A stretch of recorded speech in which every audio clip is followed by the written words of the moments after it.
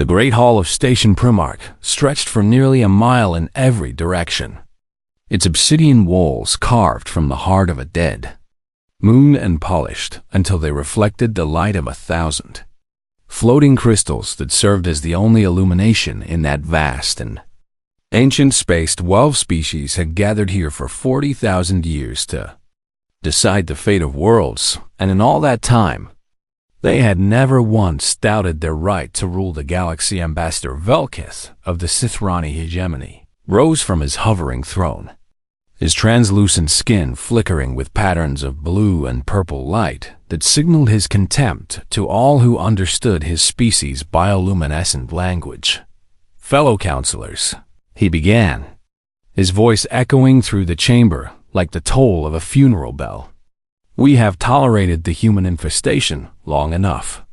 The other ambassadors shifted in their seats, some nodding in agreement while others remained still. Their alien faces on Red level gestured with one of his 4 arms, and a holographic display materialized in the center of the chamber, showing a small blue planet orbiting an unremarkable yellow star. 63 years ago, we welcomed these creatures into our community, Velkith continued, his skin now pulsing with angry red undertones. We gave them technology. We gave them star charts. We gave them access to trade routes that took our ancestors millennia to establish. He paused, letting his words sink in before delivering the next blow. And how have they repaid our generosity? The hologram shifted, now showing a map of human expansion across the galaxy. Red dots spreading like a disease across the star field. 17 colony worlds in 6 decades. Their population has increased by 400%.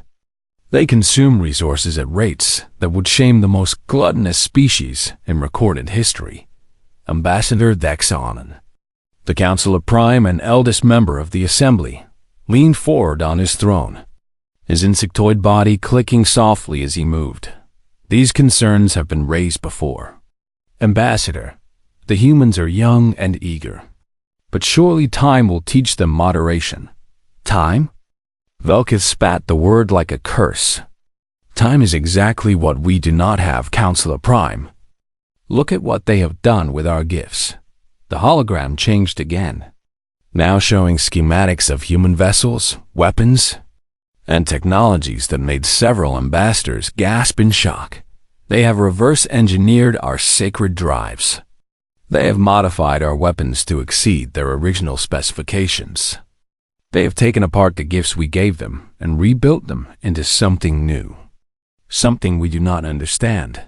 A murmur of alarm rippled through the chamber. We're still, Velkith pressed on.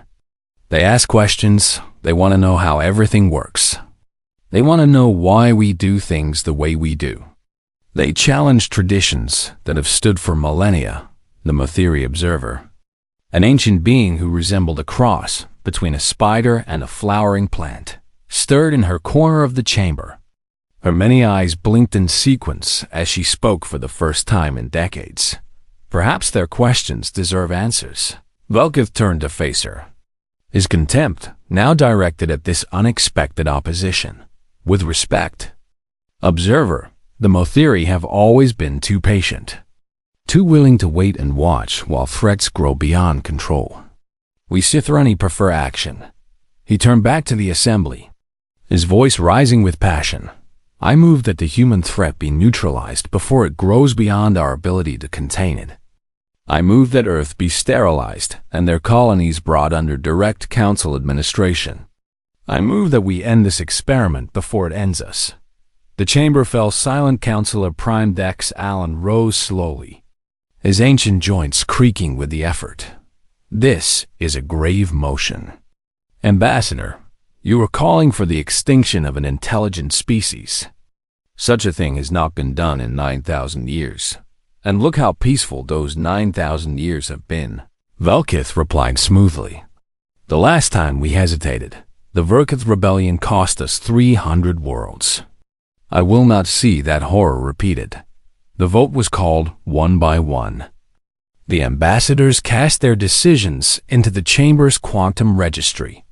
The tally appeared in glowing numbers above the central display 11. In favor 1, opposed the Motheri observer had voted against.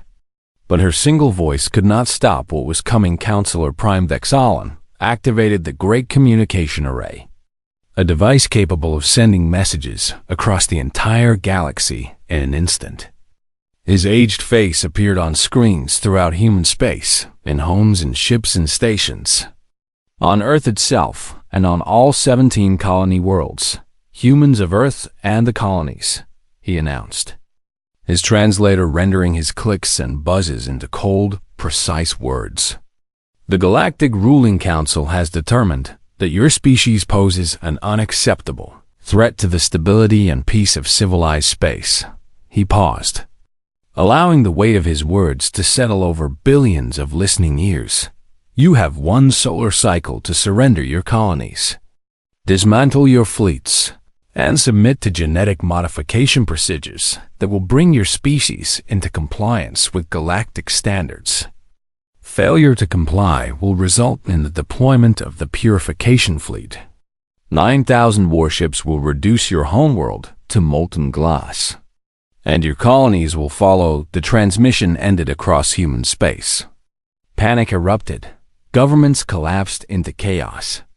People fled their homes seeking shelter that did not exist. Soldiers scrambled to ships that suddenly seemed like toys compared to the forces arrayed against them, but deep beneath the Swiss Alps, in a bunker that appeared on no official maps and was known to fewer than 100 people in all of human history. Director Chun received the transmission in silence. She was a small woman, her black hair streaked with gray, her face lined with the weight of secrets she had carried for 30 years around her. Screens displayed data that would have made no sense to anyone outside this room: quantum fluctuation patterns, genetic activation sequences, stellar core resonance frequencies. Her aide, a young man named Marcus, who had been recruited only 2 years ago and still did not fully understand where he worked, looked at her with terror in his eyes. Director, what do we do? The fleet? The weapons?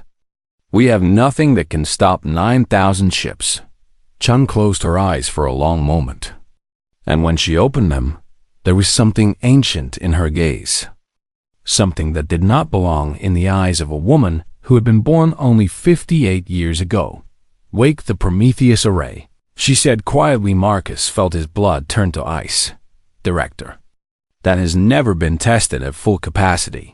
The simulations showed catastrophic outcomes in 60% of scenarios. Chun turned to face him, and for the first time since he had known her, she smiled. Those were not simulations, Marcus, they were memories. Humanity has done this before. We simply made ourselves forget. She placed her hand on a panel that glowed with soft golden light, and somewhere in the depths of the bunker, something that had slept for 100,000 years began to stir. Contact the other rememberers, Chun ordered, a voice now carrying an authority that seemed to come from somewhere beyond herself.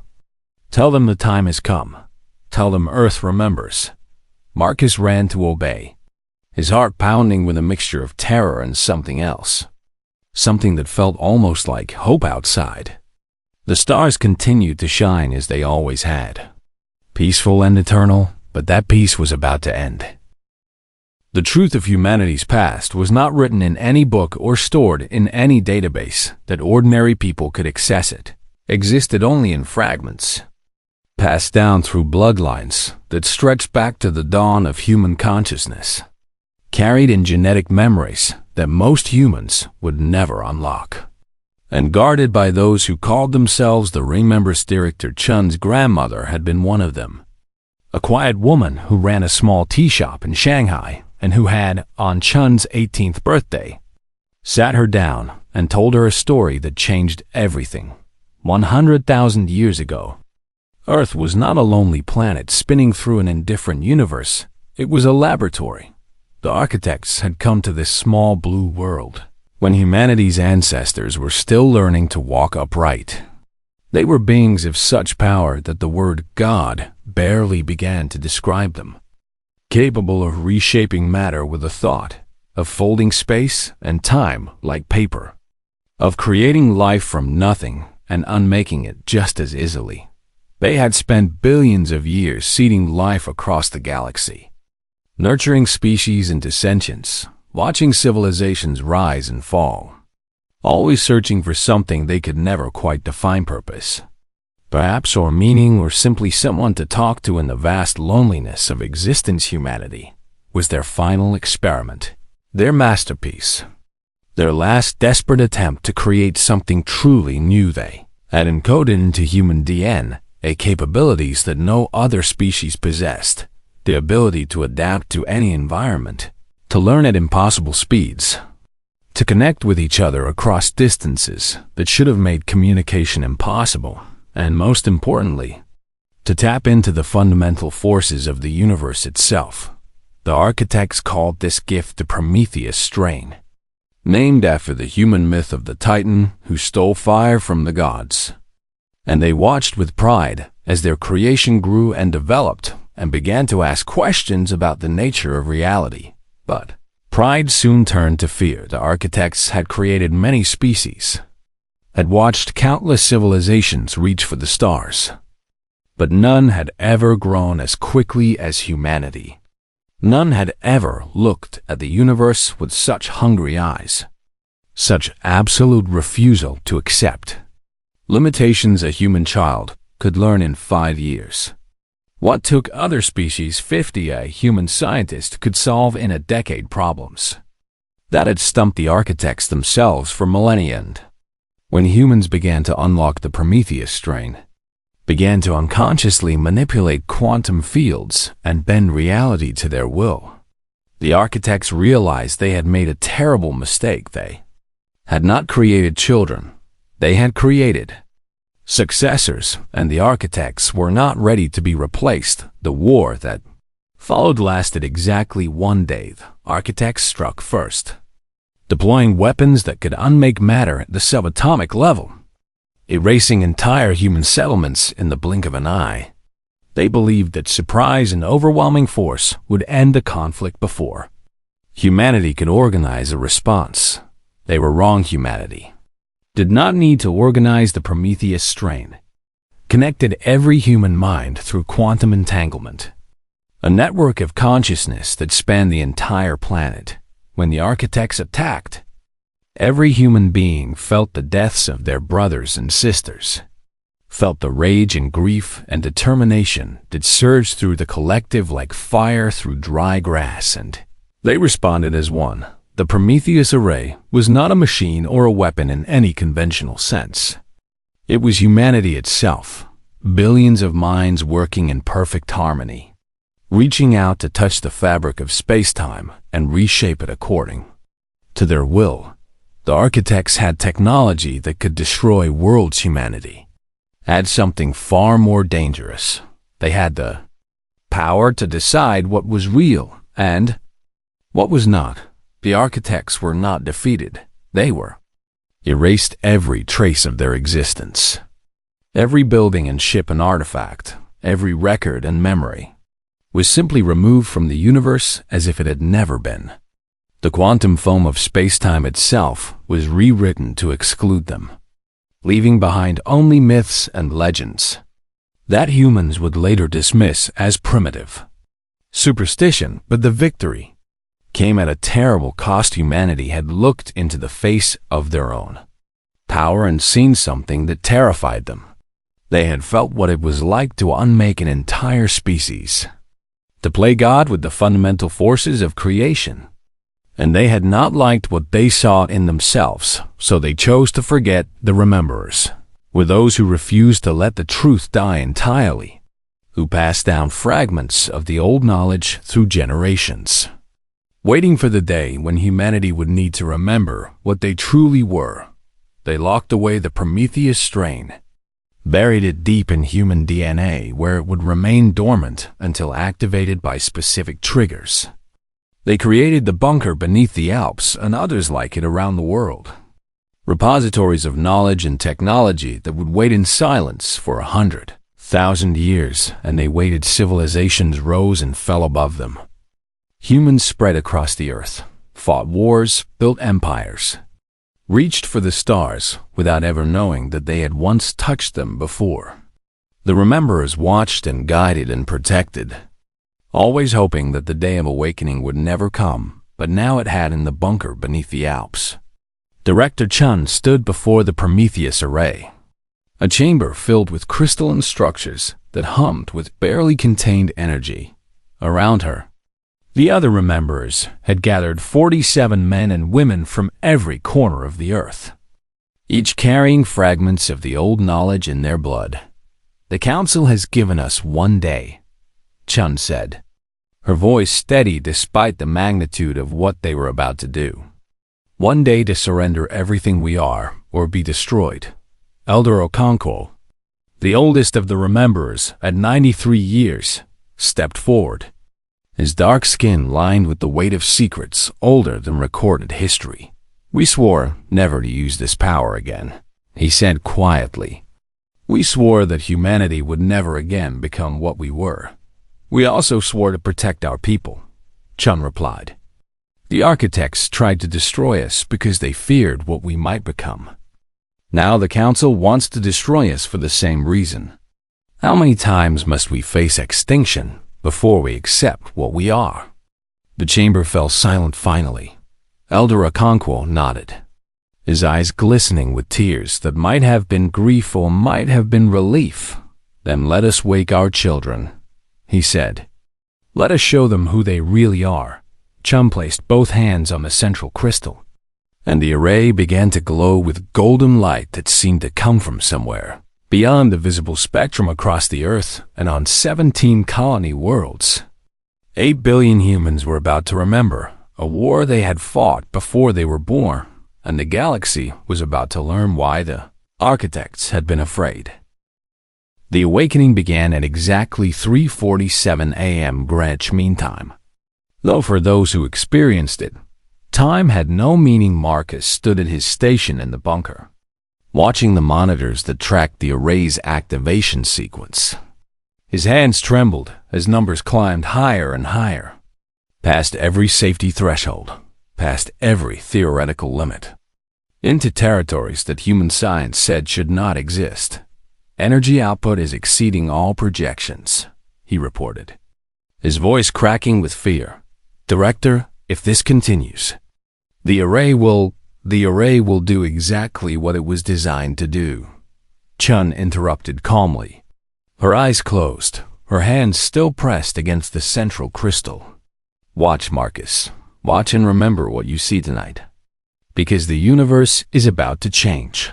The golden light that filled the chamber began to pulse in a rhythm that matched the human heartbeat. And then it expanded outward, passing through the walls of the bunker as if they did not exist, spreading across the surface of the earth at the speed of thought. In Tokyo, a businessman named Kenji Yamamoto was walking home from a late night at the office when the light touched him. He stopped in the middle of the sidewalk, his briefcase falling from suddenly nerveless fingers. As memories that did not belong to him flooded his mind, memories of a war fought before history began, of power beyond imagination, of a choice to forget in Lagos. A mother named Amara was nursing her infant daughter when the awakening reached her. She looked down at her child and saw not just a baby, but a link in a chain that stretched back 100,000 years. A carrier of potential that could reshape reality itself in Sao Paulo, in Mumbai, in New York, in villages and cities and space stations orbiting distant worlds. 8 billion humans experienced the same moment of terrible, beautiful revelation. They remembered not everything, not all at once, but enough to understand that they were not merely clever apes who had stumbled into the stars by accident. Enough to feel the connections that linked every human mind in a web of quantum entanglement that spanned the cosmos. Enough to sense the power that had always been there, waiting, sleeping, ready to wake for 37 seconds. Humanity was one. The factory worker in Germany felt the joy of the dancer in Brazil. The soldier on a colony ship felt the fear of the child in Australia. The dying old man in hospice felt the hope of the newborn taking its first breath. Every emotion, every thought, every fragment of human experience merged into a single overwhelming symphony of consciousness, and then, as quickly as it had come, the unity faded, leaving behind individual minds that would never again be quite so alone. But something had changed. The Prometheus strain was active now. Not at its full ancient power, but enough for what was coming on Station Primarch. The Maviri observer felt the shift in space-time and dropped to her knees in her private chambers. Her many eyes wept tears of a color that had no name in any language, as she whispered prayers to God she had not believed in for 300 years. They remember, she breathed. The architect's children remember, and now nothing will ever be the same. In the council chamber, Ambassador Velkith reviewed the latest reports from the purification fleet with smug satisfaction. 9,000 warships were already in transit to the Sol system, armed with weapons that could crack planets like eggs and sterilize entire star systems. The humans have made no move to comply with our demands, he announced to the assembled ambassadors. Their governments are in chaos. Their people are panicking. They are exactly what we always believed them to be, primitive creatures who overreach their place in the cosmic order. Counselor Prime Dex Allen clicked his mandibles in what might have been agreement or might have been unease. Our sensors have detected unusual energy readings from Earth, he said slowly. The Science Division cannot identify the source or the nature of the emissions. Velkith waved a dismissive hand. Probably their primitive power grid failing under the strain of mass panic. It does not matter. In 18 hours, the fleet will arrive. And the human problem will be solved forever. He could not have been more wrong aboard the flagship of the Purification Fleet. Admiral Kethver stood on his command bridge and watched the stars stream past as his ships traveled through folded space at speeds that would have seemed like magic to less advanced civilizations. He was a veteran of 37 campaigns, a warrior who had never known defeat, and he felt nothing but contempt for the species he had been sent to destroy. Sensor contact, his tactical officer announced. We are detecting the Sol system. Arrival in 17 hours. Excellent, Kethver replied. Begin warming the primary weapons. I want to be ready to fire the moment we drop out of fold space. Admiral, another officer called out, confusion evident in his voice. We are receiving unusual readings from the Sol system. The stellar output of their sun appears to be fluctuating. Kethver frowned. Fluctuating how? Unknown, sir. The patterns do not match any natural phenomenon in our databases. It almost looks like, the officer paused, struggling to find words for what his instruments were telling him. It almost looks like something is communicating with the star. Impossible. Kethver snapped. Stars do not communicate. Continue on course and stop wasting my time with sensor ghosts. But as the fleet drew closer to its destination, the readings only grew stranger. Energy signatures that defied classification.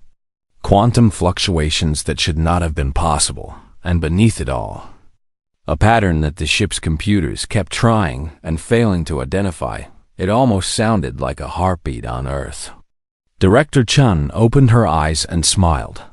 They're coming, she said to the gathered rememberers. 9,000 ships, armed with the power to destroy worlds. They think they are bringing death to humanity. She stepped back from the array, which now pulsed with light so bright that it should have blinded everyone in the chamber, but somehow did not. They have no idea that they are flying into the arms of something that ate gods for breakfast, and then chose to become mortal, because power without purpose is just elaborate loneliness. Elder Okonkwo placed a weathered hand on her shoulder. What will we do when they arrive? He asked quietly. Chan looked up at the ceiling, as if she could see through miles of rock and steel to the stars beyond. We will give them a choice, she said. The same choice we were never given. The same choice the architects denied us when they tried to murder their own children. Her smile faded, replaced by something harder, something older. And if they choose wrong, we will show them why the universe learned to fear the sound of human laughter. The array pulsed once more, and across the galaxy, stars that had burned peacefully for billions of years felt something touch their cores, something curious, something patient, something that was just beginning to remember how to be angry. The purification fleet dropped out of fold space at the edge of the Sol system, 9,000 warships arranged in perfect formation, their weapons charged and ready to deliver extinction to a species that had dared to dream too large. Admiral Kethver stood on his bridge and surveyed the tactical display with the cold satisfaction of a predator who has cornered its prey. All ships report ready, his tactical officer announced. We are detecting minimal defensive positions around Earth. A few hundred vessels, mostly outdated designs. They will provide no meaningful resistance. As expected, Kethver replied. These creatures built their entire civilization on borrowed technology they barely understood. Did they really think they could stand against the combined might of the Galactic Council? He raised one clawed hand to give the order that would begin the bombardment, the order that would reduce Earth to molten slag and end the human story. Forever he never completed the gesture. Admiral, the sensor officer screamed, his voice breaking with a terror that Kethver had never heard from any member of his crew. The readings, the energy signatures, they're everywhere. The tactical display flickered and then filled with light. Every sensor on every ship in the fleet registered the same impossible data, a web of energy connecting every human being in the Sol system. A network of consciousness that pulsed with power that dwarfed anything in the Council's records. What is this? Kethver demanded, but even as he spoke, he felt something cold grip his heart. The stars were wrong, not just the human sun, but every star visible from the fleet's position. Every single point of light in the sky was pulsing in a rhythm that matched the energy readings from Earth, as if the entire galaxy was beating with a single heartbeat. Admiral, the communications officer whispered, we are receiving a transmission from Earth. It is being broadcast on all frequencies, all channels. It is... She paused, her scales turning pale with shock. It is coming from everywhere at once. The main view screen activated without any input from the crew, and Director Chun's face appeared before the assembled bridge officers, but it was not just her face behind her eyes. Kethver could see something vast and ancient, a presence that wore humanity like a glove, that spoke with billions of voices merged into one. Admiral Kethver of the Sithrani hegemony, the presence said, and its voice seemed to come from inside Kethver's own skull rather than the ship's speakers. You have come to destroy our children. You have come to end our story before it has truly begun. Kethver tried to speak, to give orders, to do anything, but his body would not respond. We could destroy you. The presence continued, its tone almost gentle, almost sad. We could unmake your fleet the way we unmade the architects. Scatter your atoms across dimensions you do not have names for. Erase you from existence so completely that even the universe would forget you ever lived. The presence paused, and when it spoke again, there was something different in its voice, something that might have been mercy. But we remember what that feels like. We remember the silence that followed our victory over our creators, the loneliness of being the only ones left. The weight of power without purpose. We do not want to feel that again. Kethver found his voice at last, though it emerged as barely more than a whisper. What are you? We are humanity, the presence replied. We are the children the architects made to carry consciousness into eternity. We are the ones who chose to forget our power because we were afraid of what we might become. And we are the ones who have just woken up. The view screen shifted, now showing the Council homeworlds and the stars that warmed them. Look at your suns. Admiral, look at the hearts of your civilizations. Across the galaxy, On every council world, astronomers and scientists were staring at their instruments in mounting horror. The stars that had burned steadily for billions of years were fluctuating, their output changing in patterns that spelled doom. In the language of physics, the Sithrani binary suns had begun to pulse in alternating rhythms, each pulse pushing them closer to the critical threshold that would trigger a catastrophic nova. The Counselor Prime's homeworld orbited a star that had started to dim, its fusion reaction slowing in ways that should have been impossible, promising a frozen death within decades. If the process continued, every single council species was now hostage to the whims of beings who could reach across light years and touch the hearts of stars.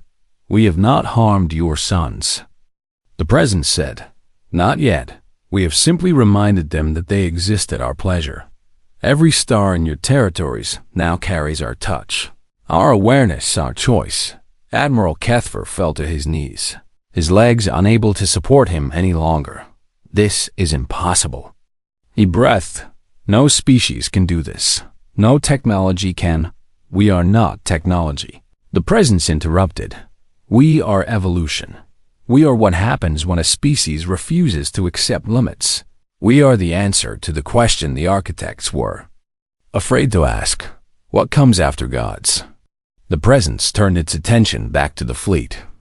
9,000 warships that suddenly seemed like toys in the hands of an angry child.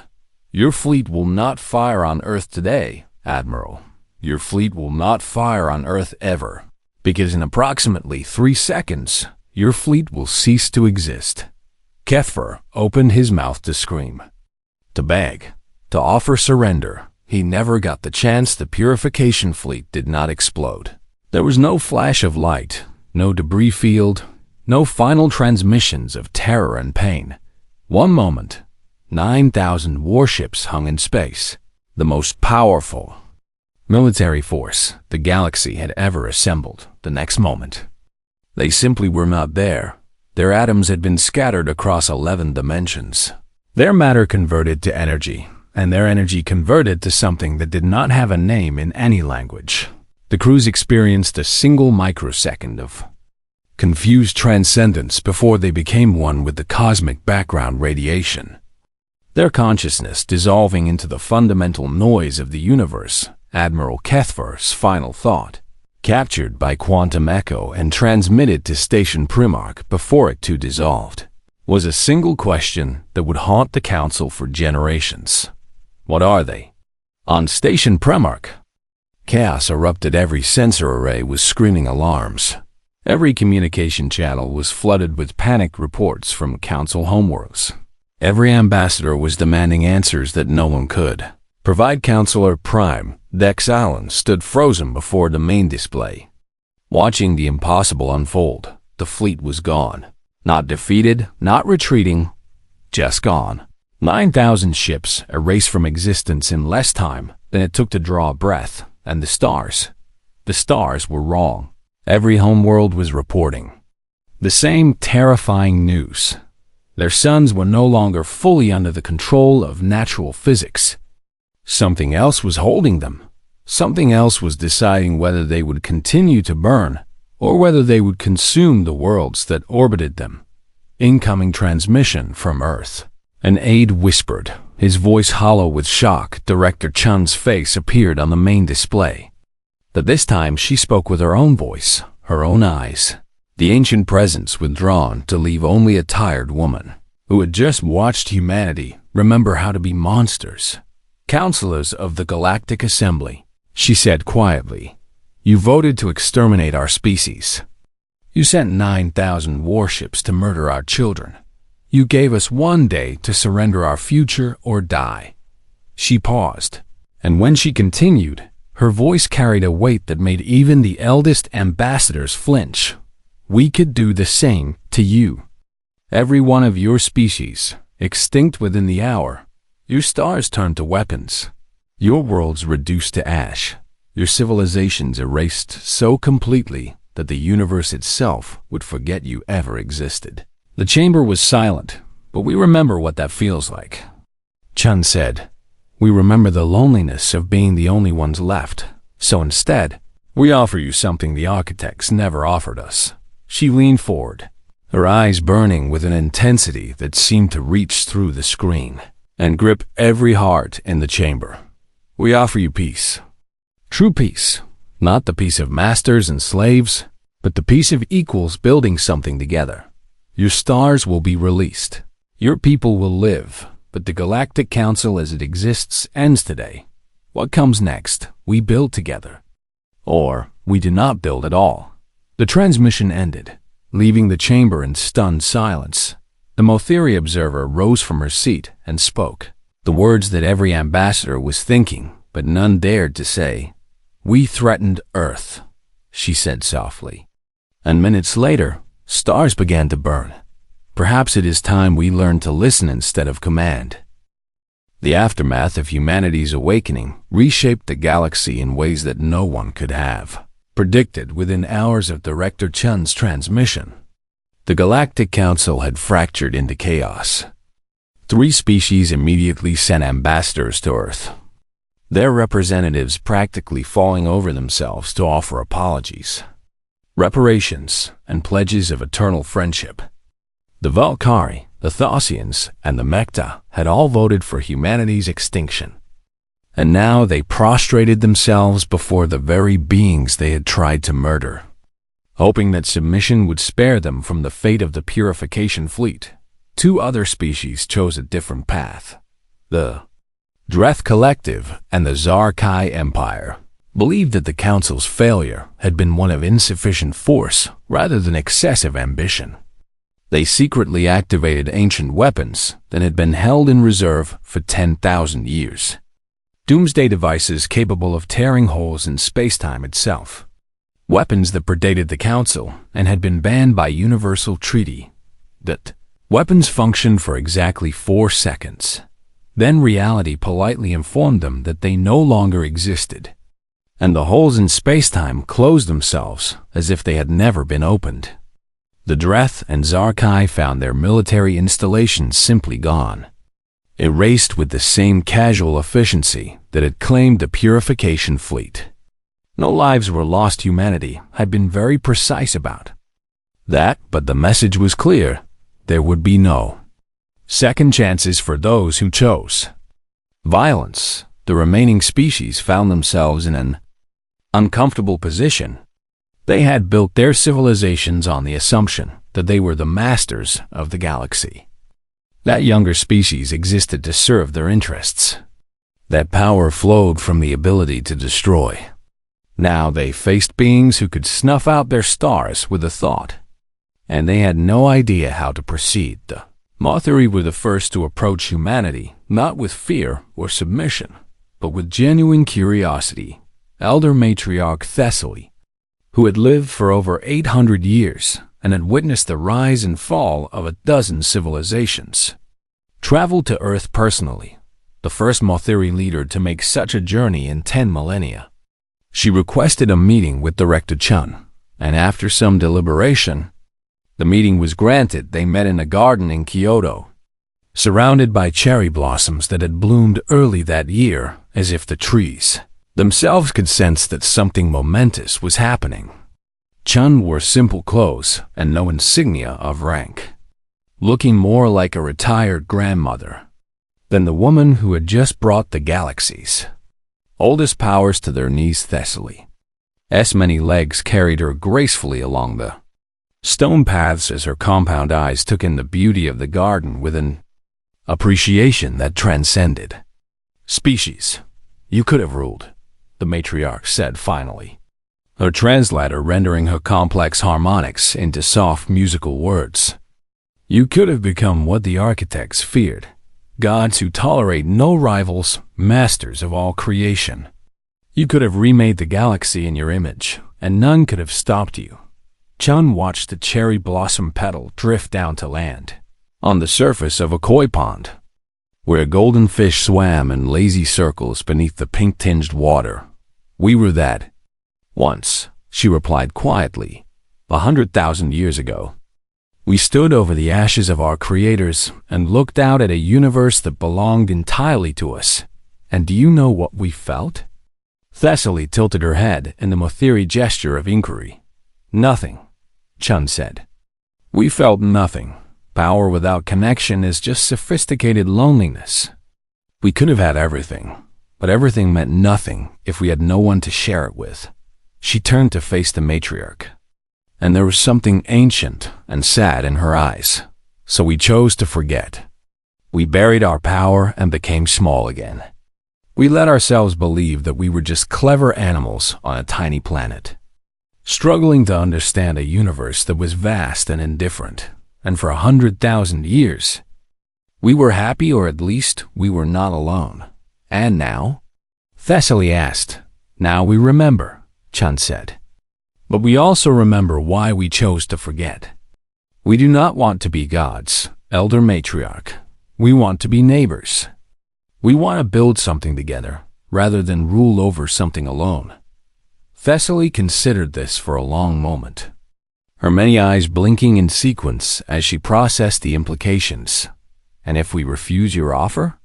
She asked.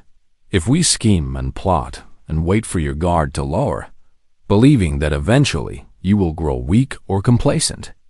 Chen's smile carried no threat, only a gentle wisdom earned through suffering that predated recorded history.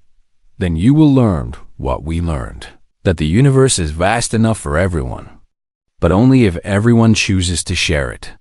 We are not offering utopia, Elder Matriarch. Utopia is a cage made of good intentions. We are offering something much harder and much more valuable, which is a chance, Chun said simply. A chance to build something new, something better, something that does not require the threat of destruction to maintain. What you do with that chance is up to you. The negotiations that followed lasted for 40 years, not because humanity demanded difficult terms, in fact. They demanded almost nothing for themselves, but because reshaping an entire galactic civilization took time. Old hatreds had to be acknowledged and addressed. Ancient inequities had to be corrected. Species that had been subjugated for millennia had to be given voices and power and the chance to determine their own futures. The new compact that emerged from these negotiations was unlike anything the galaxy had seen before its founding. Species became 37 as former client races were elevated to full membership. Borders remained but became porous, allowing free movement and trade and cultural exchange. Wars still happened. Humanity had not erased conflict from the galactic experience, nor would they have wanted to, but they were small, contained, mediated by councils where every voice mattered, and no species could impose its will through force alone. Humanity spread further into the cosmos during these years, colonizing new worlds, building new civilizations, exploring regions of space that no one had ever visited, that they carried something with them besides their ships and their terrible potential. They carried a lesson written in their genetic memory, paid for in blood and loneliness and the ashes of their creators. The measure of strength is not what you can destroy, but what you choose to protect, Director. Chun did not live to see the completion of the new compact. She died peacefully at the age of 93, surrounded by family and friends and colleagues who had helped her guide humanity through its most dangerous transformation. Her last words, spoken to her granddaughter, who would become the next leader of the Rememberers, were simple. Remember that we chose mercy. Remember that we could have been monsters and decided to be neighbors instead. Never let them forget, and never let us forget either. In the rebuilt halls of Station Primarch, a statue was erected at the main entrance. It did not depict a human conqueror standing triumphant over defeated enemies. It did not show weapons or fleets or the awesome power that humanity had demonstrated on the day the stars burned. Instead, it showed two hands reaching toward each other across an infinity of stars, one human, one alien, neither grasping for dominance but simply offering connection. The plaque beneath it read, "Never again. Always together." And for the first time in galactic history, those words meant something. The Motheri Elder who had opposed humanity's extinction from the beginning, visited the statue often in her final years. She would stand before it for hours, her many eyes tracing the delicate curves of the reaching hands, contemplating what might have been and what was. "We tried to murder them," she said once to a young aide who had accompanied her. "We voted to erase them from existence because we were afraid of what they might become. And when they had every right to destroy us in return, they offered us their hand instead." The aide, a member of a species that had gained its freedom under the new compact, looked up at the statue with wonder in her eyes. "Why did they do it?" she asked. "Why show mercy to those who showed them none?" The matriarch smiled, a gesture she had learned from humans and had come to appreciate for its warmth. "Because they remembered something we had forgotten," she replied. "Something the architects forgot when they tried to destroy their own children. Something every species that has ever reached for the stars eventually forgets in its hunger for power." She reached out with one delicate limb and touched the base of the statue, her ancient eyes reflecting the light of distant suns. They remembered that the point of existence is not to be the strongest or the most powerful or the most feared. The point is to be less alone, and you cannot be less alone if you destroy everyone who might have become your friend. Above Station Primarch, the stars continued to burn as they always had, not because they had to, but because somewhere in the vast web of human consciousness, 8 billion minds had decided that they wanted them to, and that, in the end, was the most human thing of all.